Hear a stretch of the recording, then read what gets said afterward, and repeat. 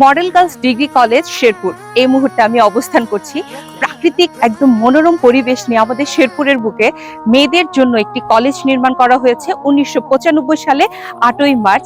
সাবেক জেলা প্রশাসক আতাউর রহমান মজুমদার এই কলেজটি প্রতিষ্ঠা করে যান এবং এই কলেজটি আমাদের শেরপুরের বুকে প্রাণকেন্দ্রে মাধবপুর এলাকায় অবস্থিত। প্রায় 121% জমির উপরে এই সুন্দর কলেজটি দাঁড়িয়ে আছে।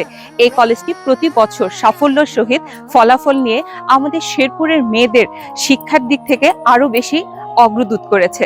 আমি এই কলেজটি থেকে একটি তথ্য জানতে পেরেছি, সেটা হচ্ছে আমাদের নারীরা যেন পড়াশুনোয় আরো এগিয়ে যেতে পারে, সেজন্য দুস্থ নারী যারা আছেন, যারা মেধাবী নারীরা আছেন এবং অর্থের জন্য পড়াশুনো থেকে পিছিয়ে যেতে হচ্ছে প্রতিনিয়ত, তাদের জন্য এই প্রতিষ্ঠানের শিক্ষক মণ্ডলীরা সবসময় একটি বৃত্তির ব্যবস্থা করে থাকেন, তাদের অর্থনৈতিক সহযোগিতা করে থাকেন, একদম ফ্রি পড়াশোনাও করিয়ে থাকেন, যা আমাদের জন্য অনেক বেশি অনুপ্রাণিত করবে এবং শেরপুরবাসী নারীদের অনেক বেশি শিক্ষায় এগিয়ে যাওয়ার সাহায্য করবে।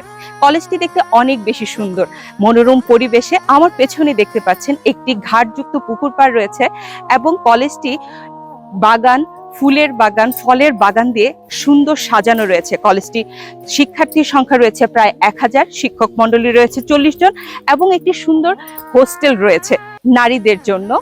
সেই হোস্টেলের আসন সংখ্যা হচ্ছে 100 জনের মতো।